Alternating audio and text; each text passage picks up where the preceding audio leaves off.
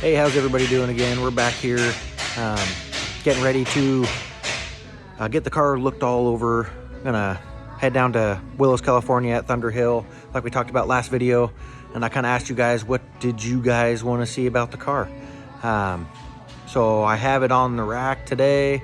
We're gonna see what we got going on, what you guys want to see. We'll take a look at the front and rear suspension and see what you guys think, and if I miss something we can go from there and maybe hit a section or a topic and see what we can come up with. So as you guys can see, I'll try to make this look good. Maybe you need some light. It's obviously a little hard to tell in here, but so on this side you can see better. And to gain the camber angle I wanted, I built these pucks and stuck in there with just a little bit of shimming to get it consistent left to right and get the caster angle I was looking for. It's pretty slick. If you look down in there, you can see those custom slides that you can adjust caster as well. You can flip those around. I also have another set to center them that gains some caster and degree. There's lots of grease fittings everywhere to make sure everything lasts like it's supposed to.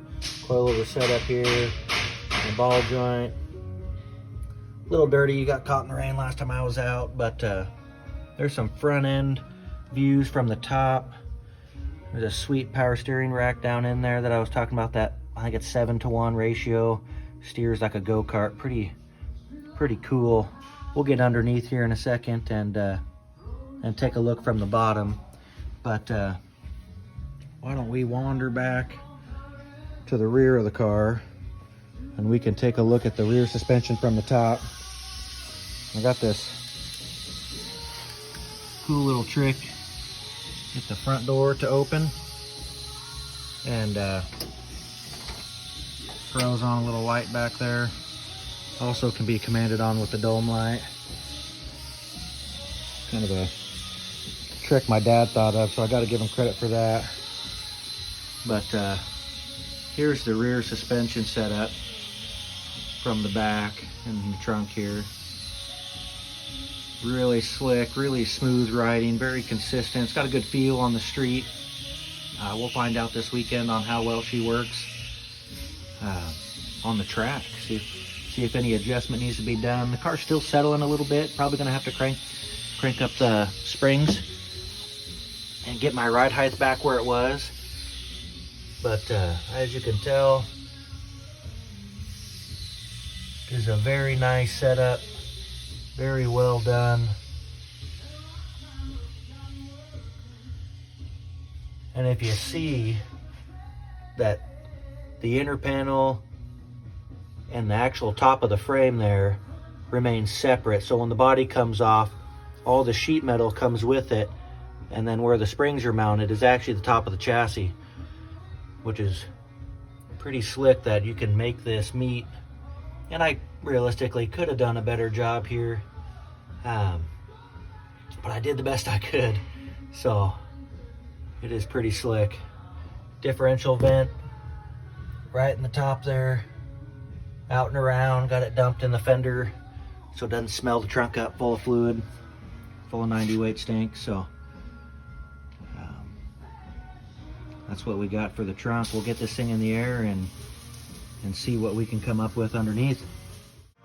All right, so car's in the air. Let's take a look at the front end here.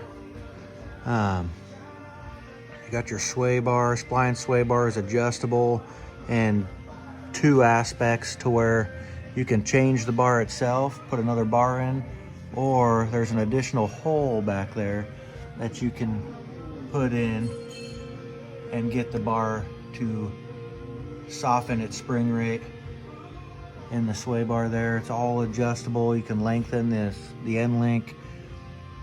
Got that famous spindle there that Speedtech themselves makes. That gives you all the correct acumen, all the correct geometry to make this car handle as well as it does. And then along with that JRI coilover setup there, these are just the single adjustables for rebound. but we can fluctuate pressure if needed, and got some more adjustability there. Now we got the Sweet Manufacturing power steering set up here. All adjustable Heim joints and the steering. Everything is greasable. As you can still see, I still got some grease hanging off from yesterday, getting everything geared up to go to the track. There's some Big Bear brakes in there.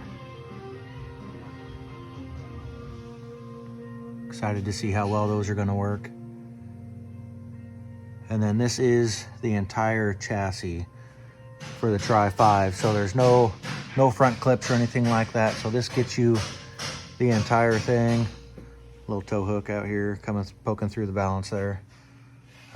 So we'll take a walk back here and see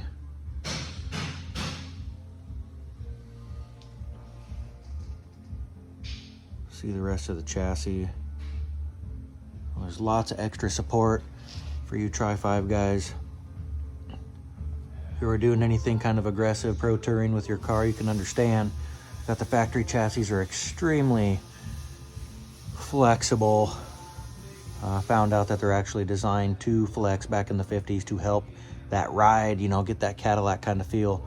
So it's extremely difficult to get the car to handle like you want and make it predictable without a bunch of roll. So the Speedtech guys did a great job on getting this thing to you know, be stout, be beefed up, not have all the flex the factory one did.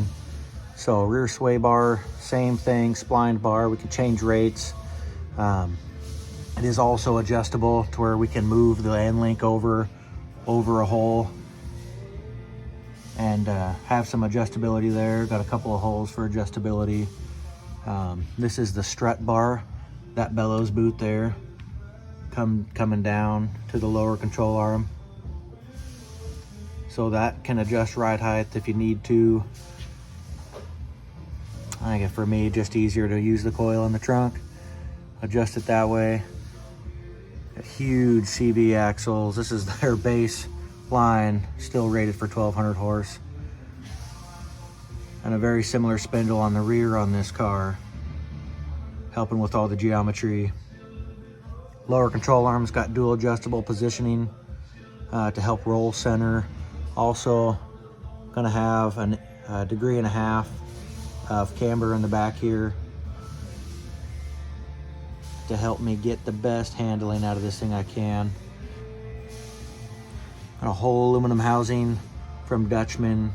This 4 9-inch setup, running 350 ratio. That's what I had before. I seem to like it, seemed to work well for me. Speedtech's arm here, trying to get the light in here. Helps mount the front pinion into the frame assembly here.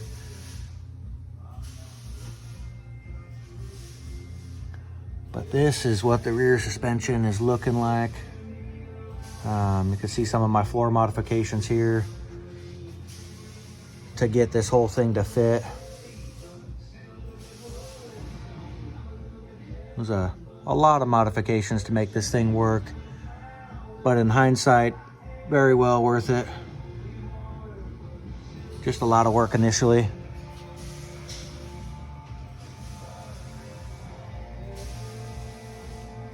Also, I don't know if I talked about these.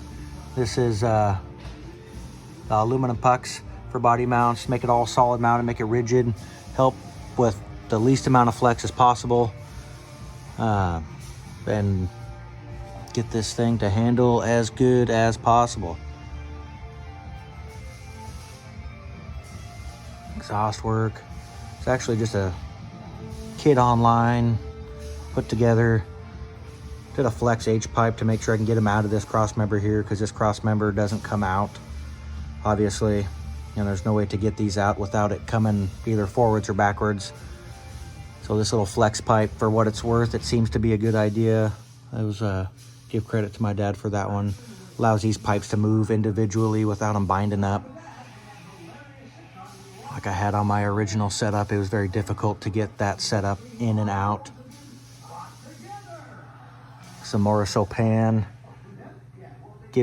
tucks it up just about to the bottom of the chassis. Did have remote oil filter lines, built those, and that was on the fender. Don't know if we can see it from down here, but a steering shaft in here. We put a steady in there with a double joint at the top with just standard joints. It seemed to bind a little bit, so we went that route, put a steady in, did a double joint, got a good joint. And that is a pretty well shakedown of the Speedtech suspension here.